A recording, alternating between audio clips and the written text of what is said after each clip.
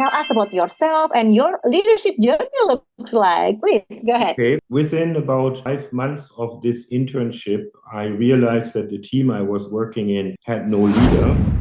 And sometimes in my now older age, I asked myself how I could have been so brave. But basically, at that time, I went to my management and I said, this team has no leader.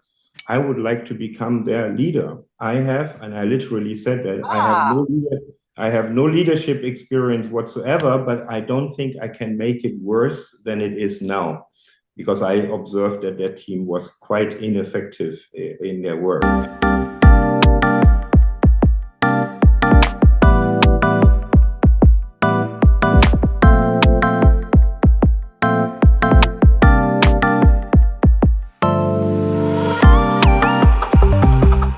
Everybody, welcome back to the Resilient Leader Show with me, Dona Amelia. And today I have the speaker and also the guest that is super special. He's originally from Germany and he is the EGN members for EGN in Indonesia for a few years now. And I know him. He's a very nice person, kind guy, but also understanding how to manage crisis for a company, which is nowadays, I think that is very, very important skill to be able to manage crisis. And crisis not only with the company or organization, even sometimes we have the crisis with ourselves or with our family or our friends and all. So I'm very excited to welcome Michael Eddick to the show. Thank you, Michael, for coming. How are you? Yeah, hello, Dona. I'm very well. Thank you very much for inviting me to this show. Thanks. Absolutely. Happy to. And yes, for those who are new to listen to this and also new to knowing you, please tell us about yourself and your leadership journey looks like. Please go ahead. Okay, let me start from the beginning. So my name is Michael, as you already introduced, Michael Eddick. I'm originally from Germany, but by now I have about 27 years of China experience. So by now my or Asia experience, of which over 20 years China, which means this is already more than half of my life. That's enough. We talk about my age. Little bit about my career background. I originally trained as a banker in the German vocational system, 3-year banking training. Before that, I really thought I would like to be in the financial sector, but honestly, during that training, I gained a lot of knowledge, but I also gained the knowledge that that was not a field I was going to work on the long term. So after that, I studied business administration and management. However, during the studies and near the end of the studies, I decided I wanted to follow another passion that was going to China in particular. There is some certain reasons, maybe commenters can connect later, and then we can talk about the reasons why I'm so infatuated about China at that time. So I went to China, helped a student organization called IESEC. Maybe some know this, maybe some are alumni of IESEC. It's an organization that basically provides global internships to students, especially business students. So I went to China to help students from Jiaotong and Fudan University, also Beijing University, to build up the organization in China and develop corporate relationships for internships. During that time, I decided I also would like to take an internship in China. And luckily, the company Siemens, a German company, gave me the opportunity. Within about 5 months of this internship, I realized that the team I was working in had no leader. And sometimes in my now older age, I asked myself how I could have been so brave. But basically, at that time, I went to my management and I said, this team has no leader. I would like to become their leader. And I literally said that I have no leadership experience whatsoever, but I don't think I can make it worse than it is now, because I observed that their team was quite ineffective in their work. And well, a little bit my persuasion skills, a little bit also the market situation in China. Companies were really looking for young talent to take over responsibility. They gave me this opportunity. So my first leadership role really started at the age of 24. And I have to say I was very blessed with that. But Donna, you asked about my leadership journey. Obviously, as such a young person, I made a lot of mistakes, a lot of beginner mistakes. I think within 3 months or maybe 4 months of my leadership role in that team, I had the first young team assistant in tears crying in front of me. And I realized something about leadership and something about Chinese culture or maybe Asian culture. So the German directness was a bit too much in it. But I also learned about myself that leadership can be learned. Maybe that is an interesting aspect I want to bring it. Some people say leaders, I mean, in the past, the question was, is leadership a skill that can be learned, or is it that some people can be leaders and others cannot be leaders? And by and large, leadership can be learned and experienced. Okay, that was my first experiences some 20-something years ago. Sorry, almost 30 years ago. Wow. And from there, I did this first assignment for about 3 years, and maybe as a result of a successful job done, I was asked by the same management to create a new department called Sales Operations and Planning, to bring my own practices that I brought into that team to the larger sales organization. So I founded, literally at the age of 27, I founded a department within this subsidiary of Siemens for another couple of years, passed it on to my successors, and then made my first venture into management consulting. Because what I forgot to mention before, I always had 3 passions. One passion is to be influential, to lead others. The second, to be in a consultative role, to work with people and help people with their challenges. And the third one, we come in a short minute. So I stepped into a consulting firm and was responsible for European accounts in China. Cut short, unfortunately, a couple of years later, this company disappeared from the market in size that they used to be. I was not by my own doing, but by circumstance, out of a job, and was searching for different opportunities. And another learning I made is leadership is a lot about having connections. I was asking different people about opportunities in the market. Noteworthy, Siemens general manager in another business unit I was playing golf with. And he said, very typically German, Michael, I cannot recommend you because that's not what I do. But if I hear something, I will let you know. I was like, okay, no problem. That's fine. 3 weeks later, a few weeks later, he called me and said, Michael, I actually have something for you. I was like, oh, interesting. I thought you wouldn't recommend you. And he said, I don't know, don't worry. This is for me. I'm like, oh, okay. Wow. So he was a general manager, and he then hired me into my next stage of leadership. And that was strategic management for subsidiary Siemens Energy. Often when I introduce myself, I always say this is the highlight in my career. Let's say there is always more highlights in the future, but at that stage, a highlight.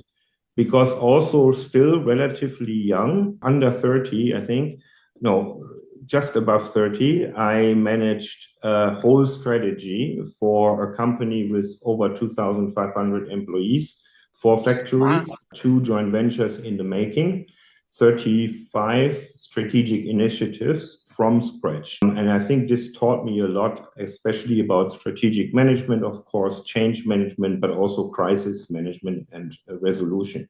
Awesome. Love it. Yeah. And I believe the audience also will learn from you, like from the very first second. You mentioned about one thing. You are brave in the age of 24 when you see that your team doesn't have any leader. you brave enough to say, hey, I'm willing I'm to the be the one. leader. That's right. Yeah, I think that's what needed from our young generation as well, right? To really able to speak up. I don't know what's going on in your company back then, but I believe you at least feel this psychological safety that you can come there. And because you mentioned that, I don't have the experience of the leadership, but I have nothing to lose. It's not going to be like worse than what it is, right? I mean, that's maybe what's happened in your mind. But with that, looks what you achieved, right?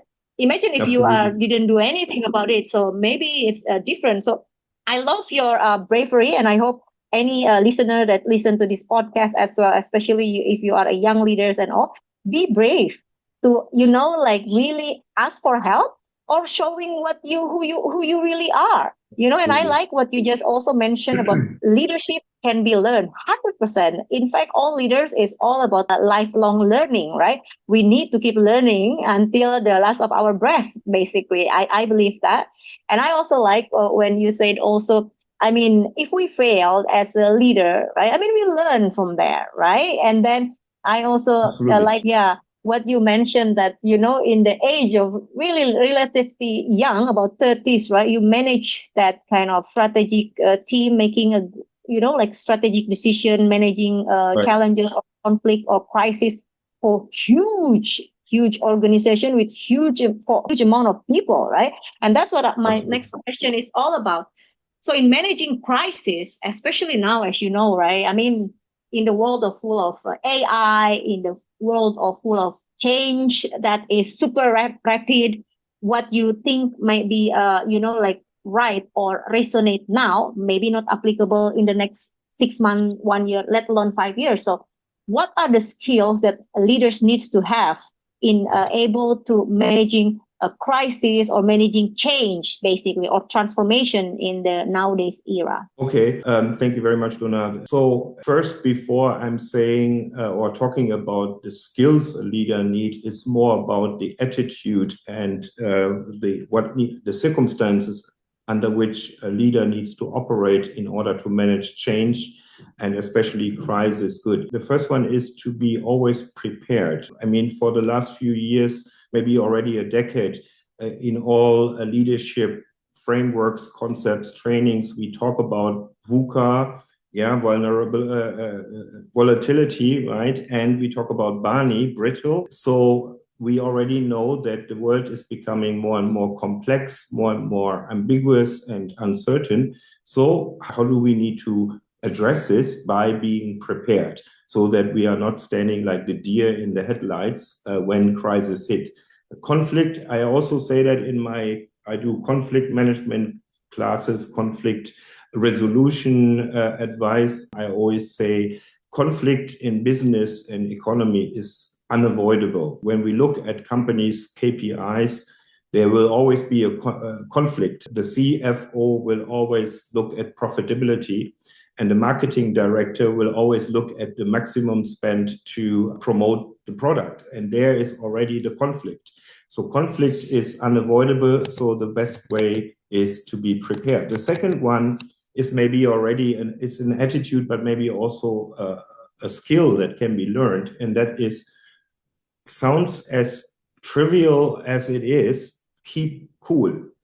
And I know from myself, I had more than a few number of times in the past that I did not keep my cool.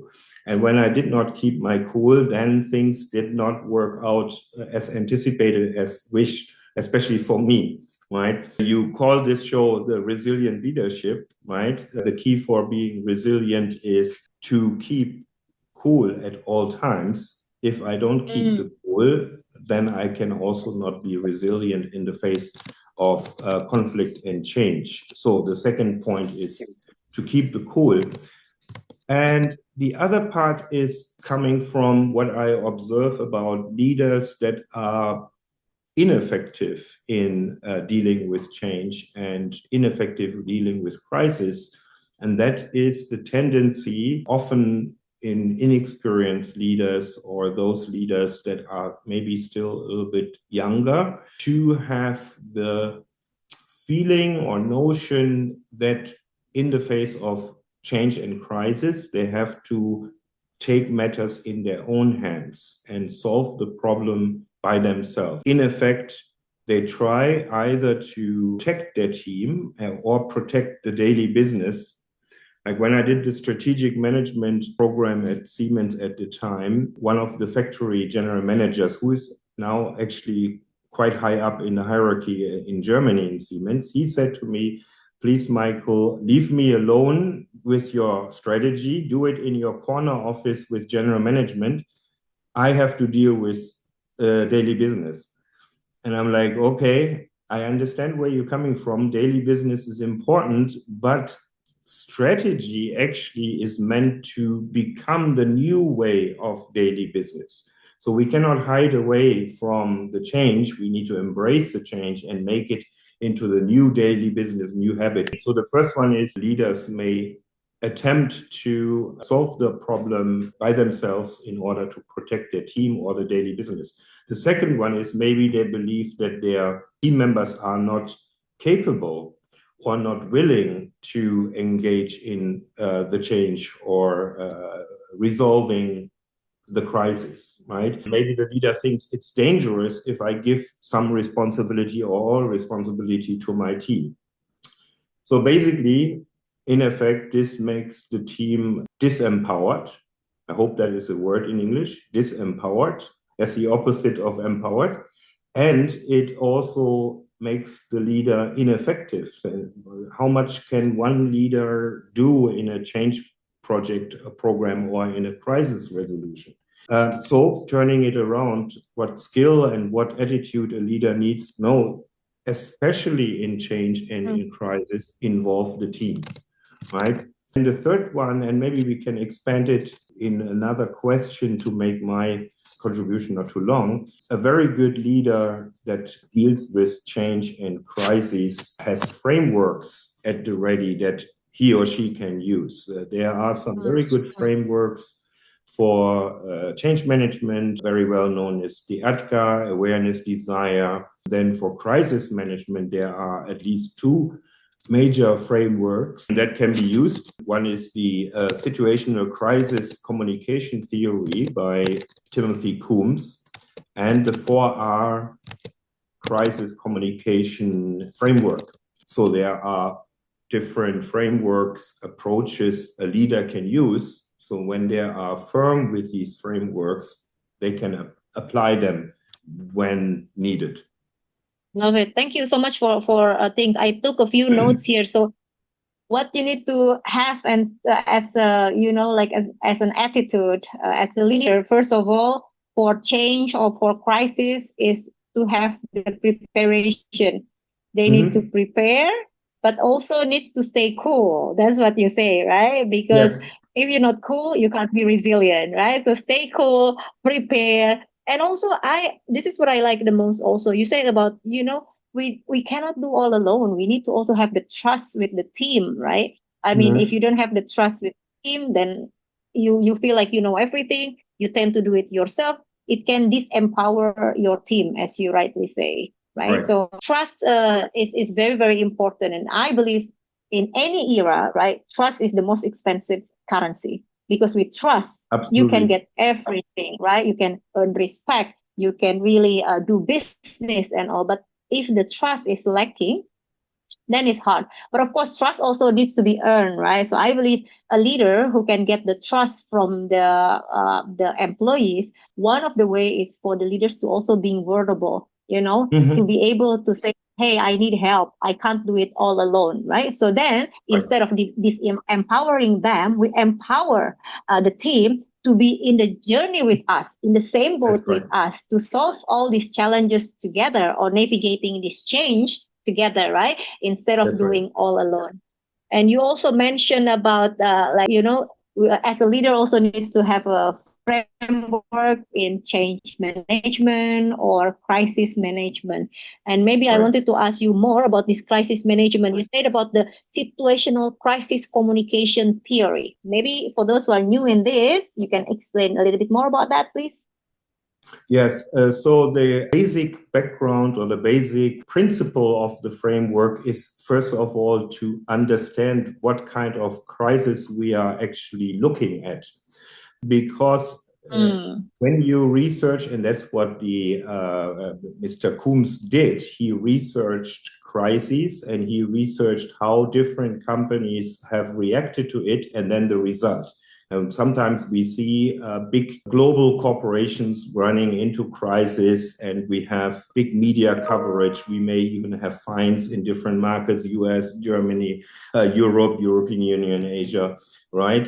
So those are those crises that have maybe not been managed well, and then are those that are managed well. So he researched that and he said, the first one is categorizing the crises. Is it a victim crisis? That means actually the crisis has hit the company from the outside. In principle, you can say the company is not responsible for the crisis, but it hits the company, maybe it hits its stakeholders, customers, and so on. Then we go into crisis response by recognizing the crisis, but also making sure it is understood that this is some outside effect, right? Without being apologetic. This is also something in there. We always need to look at the perception from outside. If we say, this has nothing to do with us, that is not a very good communication. But also from a legal perspective, if we are the victim, then we need to also communicate that. The second one is the accidental crisis. So the accidental crisis is caused by the company, but it is an accident. There is a fine line to the third one. You can say, did this accident happen because we didn't maintain the machines properly? We didn't have a good safety measures in place. Then it would be the third category where I'm going now. But let's say accidents happen, right? We all know accidents happen. In this case, somebody maybe fell off scaffolding, hurt his or her knees. Then again, now we have to recognize, yes, it is a crisis that happened from inside, from ourselves. We cannot deny responsibility, but again, accidents happen. So then we form our crisis response and communication accordingly. And the third one is the worst case, basically, is the so-called preventable crisis. So that's maybe an accident, a big explosion in a factory, a gas leak, something like that. And it could have been prevented if we had better safety measures in place. And then crisis management and crisis communication becomes super critical. If we deny responsibility, our reputation will be tarnished forever or for a long time, let's say it this way. So we need to appropriately respond. It happened, acknowledge it. It happened because certain, for example, in the scenario, safety precautions were not met. We are doing everything we can in order to rectify the situation, help the victims, and make sure that it never happens again in the future, right? And we need to also communicate what are we actually literally doing. So this is the Situational Crisis Communication Theory by Coombs. Basically, in order to prevent us to headlessly first communicate wrongly outside and also respond and resolve crisis wrongly, we first need to understand what kind of crisis we have. Does that make sense? 100%. So if I can recap, so we have three things here, but everything is first thing first is understanding what kind of crisis is this. So then you know what to respond, right? If it is, let's say, the victim crisis, which is we are the victim as a company, it's coming from the outside, but then we know what to respond. Or let's say the second one is the accidental crisis, which is coming from within, but it's accidental. But the last one, that is the one that we wanted to avoid because it's called preventable crisis, meaning that the crisis that we actually, we have a better SOP and so on, right? We actually can prevent this crisis. But nonetheless, Correct. all of this as a leader needs to be able to understand how to respond and communicate to respond to this, so then the brand didn't damage, or maybe the victim can be like really being covered and being really like addressed properly and so on. So Yes, I love all these things because I think the understanding of where we are is very important. And right, interestingly, Michael, I just come back from Maldives and I do leadership training about emotional intelligence. It is the hmm, ability to understand ourselves and how to react with our emotion, and also right, understanding other person emotion and how we can influence them, right, and give the correct, response to them. Now we as a human being, we have these two parts of the brain that are leading us to react or respond, which is the right, amygdala, which is the emotional brain. And then yeah, also we have the prefrontal cortex, where we can really think with calmly, respond nicely, basically the CEO of our brain. But to be very honest with you, as a human being, because it's been built for many, many years, our immediate response coming from the amygdala, right? Like our emotional brain, where let's say if like a dog bark to me, I will jump immediately because that's how it is. Although the right, dog is in the fence, right, or in the cage. So if only I can like slow down, take a deep breath, or take a break, and then understanding, oh hey, okay, I'm scared, but how dangerous I am. Maybe not too dangerous because it's in the cage, for example. So maybe I will be responding differently. So I think that's very important for us to understand that, as a human being, we might immediately wanted to react immediately, but it's even better to have this emotional intelligence to understand first, as you said, what is the situation, and then respond properly with our prefrontal cortex talking, basically. Would you agree with that? well, absolutely, I will absolutely agree with you. There is the famous book by Daniel Kahneman, the late, unfortunately late Daniel Kahneman, and the book is called Thinking Fast and Slow.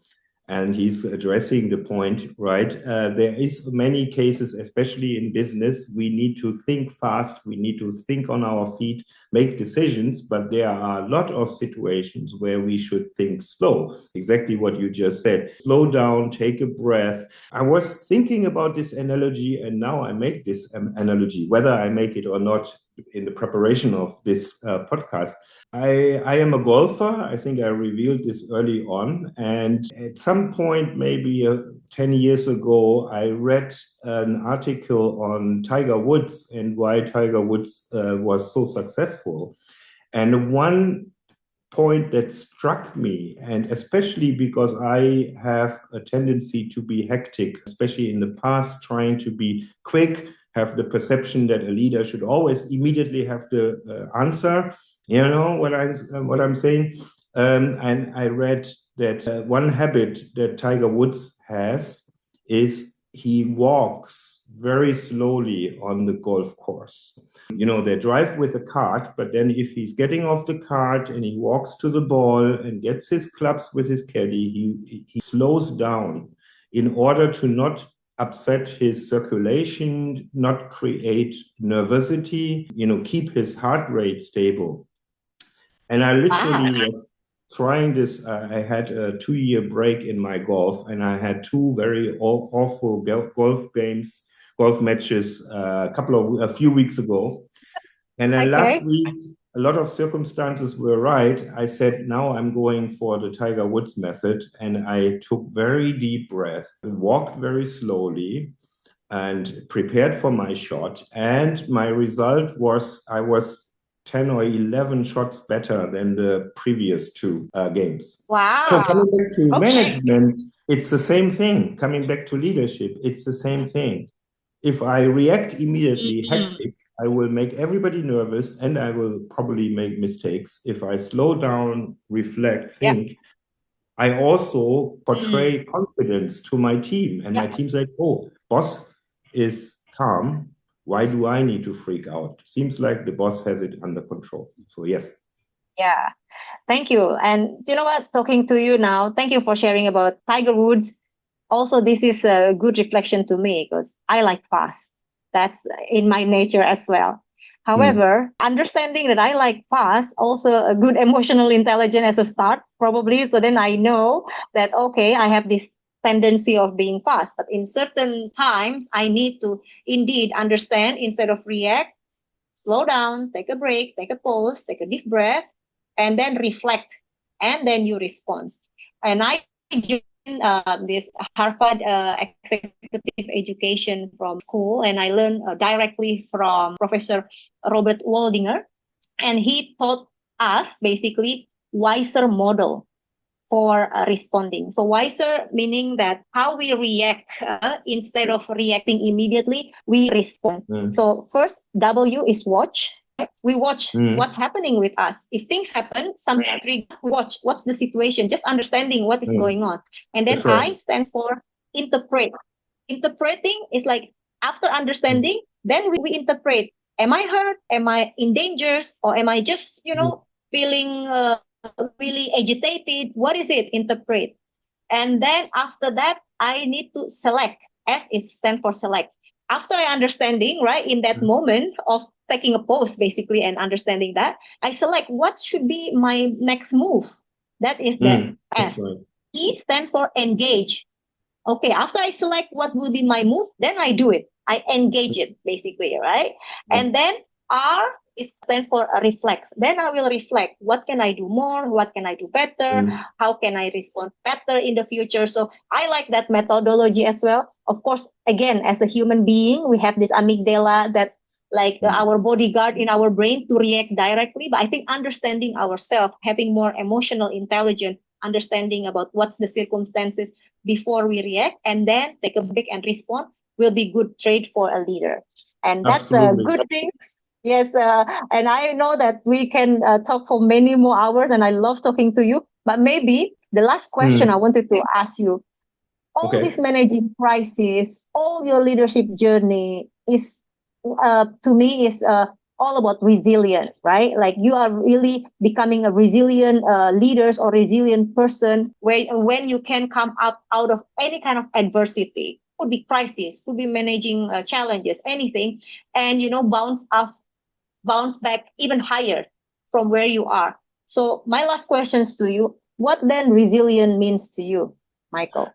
Resilient means to me that I have the confidence at any time to react appropriately to any situation. And number two, I have a team that I can rely on. Now you could say, but I don't have a team. I am an individual. I'm a leader of a segment, but I'm an individual contributor.